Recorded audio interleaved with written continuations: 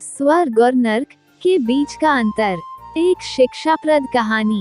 एक बार एक बूढ़ी औरत को उसकी जिंदगी की अंतिम समय में उसे उसकी जिंदगी भर की अच्छाइयों के बदले फरिश्तों ने उसकी एक ख्वाहिश पूरी करने का वरदान दिया। जिसके बाद बूढ़ी औरत ने फरिश्तों से कहा कि मैं मरने से पहले एक बार स्वर्ग और नर्क दोनों की यात्रा करना चाहती हूँ। फरिश्तों ने उस औरत की ख्वाहिश पूरी करने का वचन दिया और उसे अगले ही क्षण एक बहुत बड़े भोजन कक्ष में ले जाया गया, जहाँ पर बहुत विशाल डाइनिंग टेबल थे। उन पर बहुत ज्यादा स्वादिष्ट दिखने वाले भोजन रखे हुए थे और बहुत अच्छे अच्छे ड्रिंक्स भी रखी हुई थी। मगर उस टेबल के चारों तरफ बैठे लोग बहुत ज्यादा मायूस, भूखे और दुखी लग रहे थे। उस औरत ने देखा कि उन सभी लोगों के हाथों पर कोहनी तक लंबी लंबी चम्मच बंधी हुई है।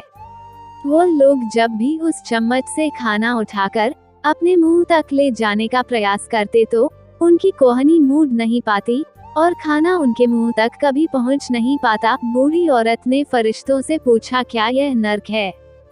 फरिश्तों ने कहा हाँ। औरत ने तुरंत कहा, मुझे यहाँ से दूर ले चलो, और अगले ही क्षण उस बूढ़ी औरत को एक दूसरा भोजन कक्ष में लाया गया।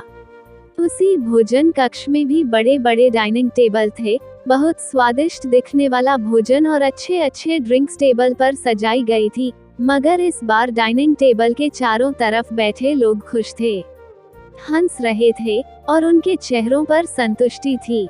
बूढ़ी औरत ने फरिश्तों से कहा, यह तो वही भोजन कक्ष है, वही भोजन है, वही ड्रिंक्स है, मगर फर्क इतना है कि यहाँ के लोग खुश दिख रहे हैं। ऐसा क्यों है? क्या इन लोगों के कोहनी से चम्मच नहीं बंधी है?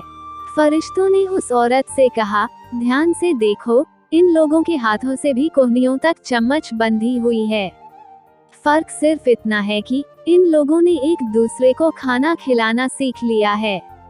दोस्तों, इस छोटी कहानी की तरह ही हम चाहे तो हमारे जीवन में इसी पृथ्वी पर ही स्वर्ग या नरक दोनों का अनुभव कर सकते हैं।